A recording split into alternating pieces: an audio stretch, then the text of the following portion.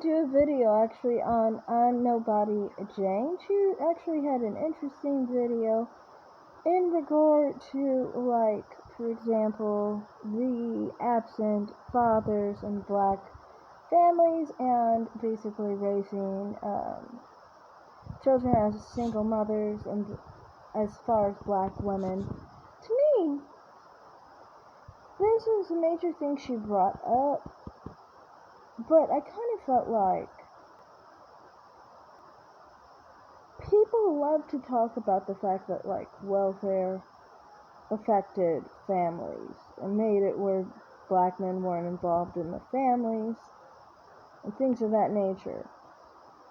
But to me, I'm like, yes, okay, social programs affected some families in this way. But something she brought up that was more important that I noticed was this. She was talking about respect for your mother and the women in your life and things of that nature. Well, that's where I think is an important part to pay attention to. I mean, she's spoken a little bit about Cynthia G in a few of the videos I watched, I think, like maybe 2 times or something. And I thought it was interesting that she would bring her up because it's like, okay, you know, Cynthia G talks about this too, but she leaves out how this affects a woman raising her children. When it comes to, for example, Cynthia G has been talking about abortion with black women and how they need to have more abortions. If you look at the rate of abortion among black women, you would see it's very high. Now, the rate of abortion being so high, why do you think it's so high? And why do you think it's so high? Because it's like, honestly, if it was really that single motherhood was really, ideal and welfare was so ideal, then how come people have high abortion rates in these communities, basically? And on top of it, it's not just that. Also, it's kind of like, if you pay attention to the fact that that is happening, it can let you know that the whole thing with respect might be a reason for it. It might be a reason why people have a hard time respecting their mothers. And I'm not saying not because they had an abortion, I'm saying because of the way they will raise their child. You can see that there is a sense of contempt for certain black women towards their children. I don't know if these are the specific children who have the same mother as the mother who basically, chose to end her pregnancy or whatever. We don't know if that's a correlation. But there is many black women who have contempt for their children. I wouldn't think it's a stretch to think that maybe someone who has an abortion might have contempt for the children that they gave birth to. Quite obviously. Maybe a sense of resentment. I mean, if they feel like they make the right choice with abortion, especially if they were a mother already, this might be a way of them saying this is what they should have done all along. Maybe they aren't comfortable being mothers to begin with.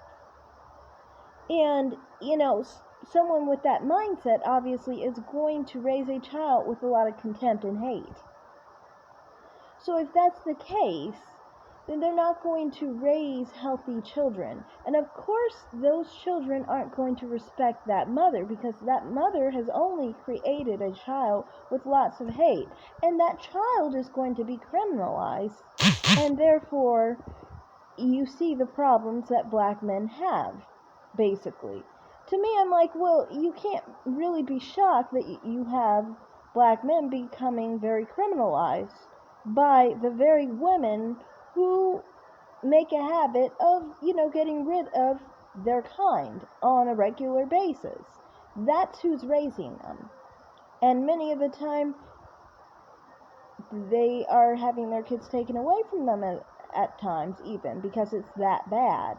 So I mean, like, if they are raising their kids that badly, or not raising them for that matter, you can understand why they may not have respect for their mothers, and maybe that's why they have hate for black women. But honestly, I think on the topic of colorism, that's a whole nother topic. A lot of dark-skinned black men just hate being dark-skinned. It's just what it is, And people don't pay attention to the fact that you need to focus on the person who is expressing the hate. Is this a white person hating black people for being black? If they are, that's a whole different story. That's a whole different situation. But if it's a black man or a black woman hating dark skin, that's because they hate being dark skinned. And honestly, it doesn't even have to do with that person being dark skinned themselves. If they are light skinned, they hate someone who's dark skinned for that matter, for being dark skinned. They are hating themselves and thinking they are less than for being dark skinned as well, because a light skinned person is dark compared to a white person. So, to me, I mean, like, people trying to blame black men for being absent, you can blame them for that.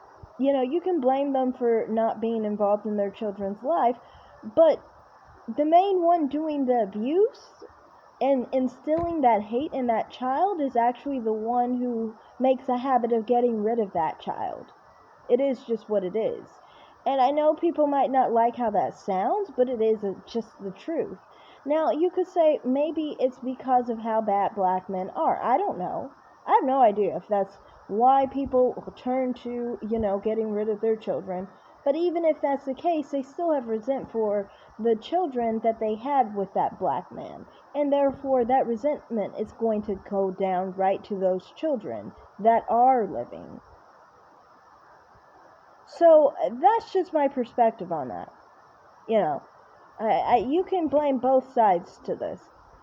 I'm more the type that's not going to take either side. I'm going to look at both sides and see which one is to blame. I think both sides are to blame, honestly, with this. Black men for not being involved, but more definitely with black women, not instilling anything positive into their children, because most of the children they have are probably not even making it to them giving birth to them. So, many black women statistically who have abortions have multiple abortions, not just one. Just saying. That's just something to take note of the behavior that goes on there. Anyway, that's the video. Thanks for watching, and bye.